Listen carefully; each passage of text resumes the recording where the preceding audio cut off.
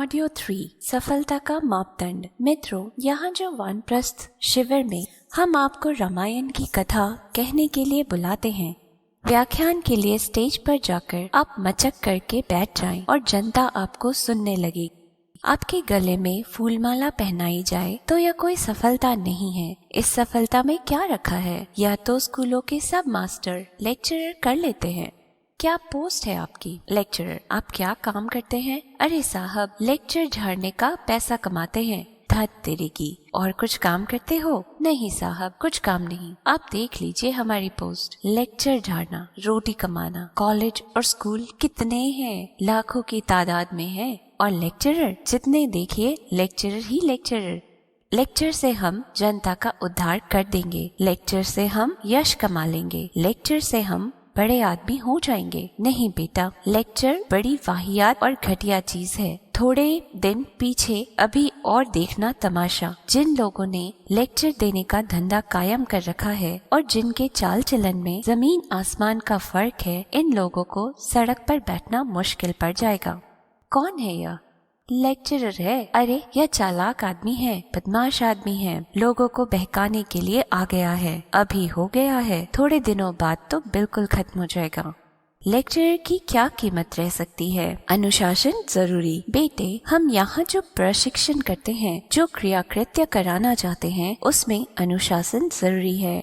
अच्छा तो गुरुजी, हवन करने की विधि सिखा दीजिए। हाँ बेटे, हवन करने की विधि भी सिखा देंगे। इसमें कोई खास बात नहीं है। थोड़े दिन, महीना, 15 दिन तो मेहनत कर ले। श्लोक बोलने की शैली सीख ले। क्रिया कृत्य में किसके बाद क्या करना चाहिए यह देख ले। अनुशासन किस तरह से सभा में रखा जाता है, यही नेता बनने के लिए सिखाते हैं। 25 आदमी हवन करने के लिए बैठे हों तो क्या करना चाहिए? डिसिप्लिन कायम रखना चाहिए और देखना चाहिए कि एक तरीके से सबकी क्रियाएं हो रही हों।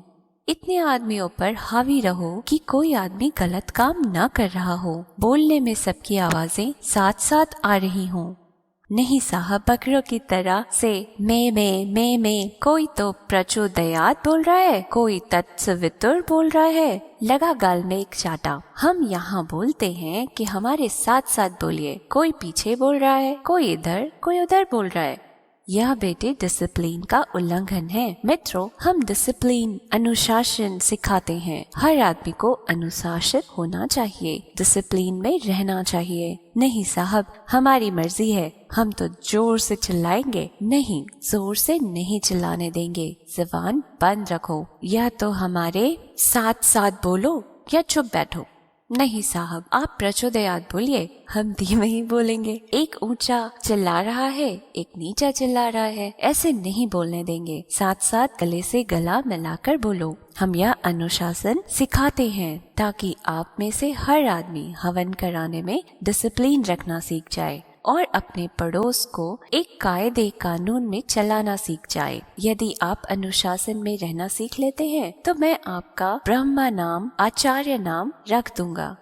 नहीं साहब, हमको श्लोक आते हैं और झपकी लेते रहते हैं तथा श्लोक बोलते रहते हैं। हम तो अपने माइक से और किताब से काम है। कोई सुने चाहे ना सुने, बोले या ना बोले, हम तो बकवास करते चले जाते हैं। बेटे, थोड़ी सी बातें हैं जो तुझे वहाँ यज्ञ में करनी चाहिए। बोलना और यज्ञ करना ये बिल्कुल मामूली बातें हैं। महीने भर में नहीं सीखेगा तो 2 महीने में सीख जाएगा। हमारा उद्देश्य अलग है। लेकिन मित्रों, इससे हमारा यह उद्देश्य पूरा नहीं होगा जिसमें कि हम अपनी कीमती जिंदगी को खर्च करते चले जाते हैं और जिसके आधार पर हम लंबे चौड़े ख्वाब देखते चले जाते हैं। उन ख्वाबों के आधार पर मनुष्य जाति के भाग्य का फैसला टिका हुआ है। अगर हमारे ये विचार और हमारे सपने नाकारा और निरर्थक साबित हुए तो हम कह सकते हैं कि यह असफलता केवल हमारी नहीं है, अपितु समूची मानव जाति की असफलता है। यह असफलता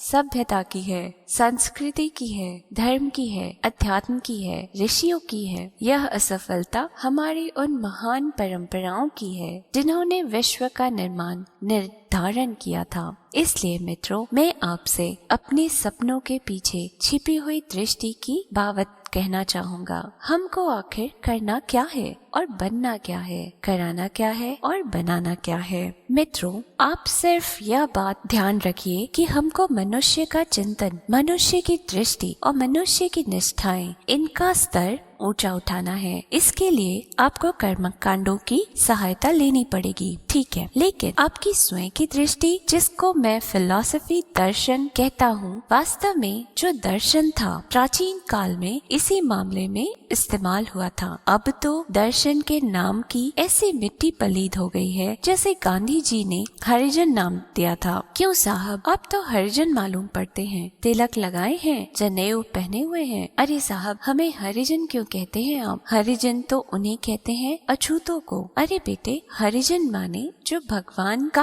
आदमी मालूम पड़ता हो। नहीं साहब, हरिजन मत कहिए हमें। धत तेरे का, हरिजन नाम की ऐसी मिट्टी पलीद हो गई। इतना ऊंचा नाम था और कितना घटिया अर्थ उसका लग गया। ठीक उसी तरह से दर्शन की भी ऐसी मिट्टी पलीद हुई है कि क्या कहें। दर्शन का अर्थ देखना नहीं। मित्रों, कहाँ गए थे? दर्शन करने गए थे। किसका दर्शन करने गए थे? साहब, बद्रीनाथ का दर्शन करने गए थे। तो फिर कर लिया दर्शन? हाँ साहब, खूब दर्शन हो गए। भीड़ तो बहुत थी, पर हम 15 मिनट खड़े रहे और अच्छी तरह से दर्शन हो गए। दर्शन से आपका मतलब क्या है? बेटे, दर्शन का अर्थ यदि देखना भर लगाता है तो देखने का इतना ही फायदा होगा कि उसकी यह व्याख्या कर सकता है कि बद्री नारायण संगमरमर के बने हैं या भूसा के बने हुए हैं, उनकी नाक लंबी है कि चौड़ी है। बस इतना ही फायदा होगा। इस दर्शन से तो महाराज जी, इस दर्शन से तो बैकुंठ मिलेगा ना?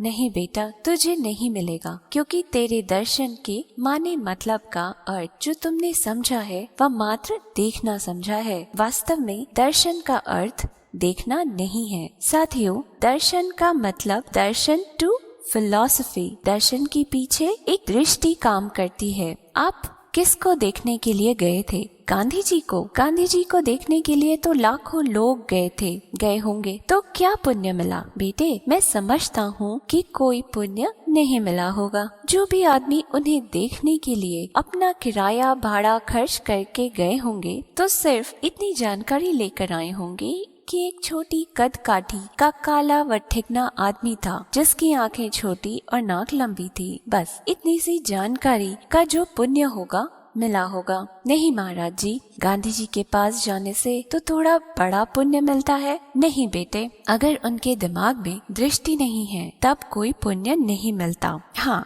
जिनकी आंखों में दर्शन रहा होगा उनने गांधी जी को देखा होगा और देख करके उनकी फिलॉसफी को समझा होगा। उनके प्रति जो उनकी निष्ठा श्रद्धा थी कि गांधी जी बहुत अच्छे आदमी हैं, उस निष्ठा को ग्रहण किया होगा और ग्रहण करने के बाद उनका नाम विनोबा हो गया। विनोबा कौन है? दूसरे नंबर के गांधी हैं। गांधी जी ने व्यक्तिगत सत्याग्रह में जब अपना उत्तराधिकारी घोषित किया तो लोग बहुत उम्मीद लगाए बैठे थे कि गांधी जी के जेल जाने के बाद में दूसरे नंबर पर कौन हो सकता है। दूसरा नंबर जवाहरलाल नेहरू का होना चाहिए, सरदार पटेल का होना चाहिए। अब अखबार वाले इंतजार कर रहे थे कि गांधी जी अपना उत्तराधिकारी डिक्लेयर करेंगे। दोनों में से या तो जवाहरलाल नेहरू हो सकते हैं या फिर सरदार पटेल हो सकते हैं। ये दोनों बड़े दबंग थे, लेकिन गांधी जी ने सन 76 में जब व्यक्तिगत सत्याग्रह आंदोलन शुरू हुआ था तो उसमें डिक्लेयर किया कि मेरे गिरफ्तार होने के बाद में राष्ट्र की लगाम चलाने वाला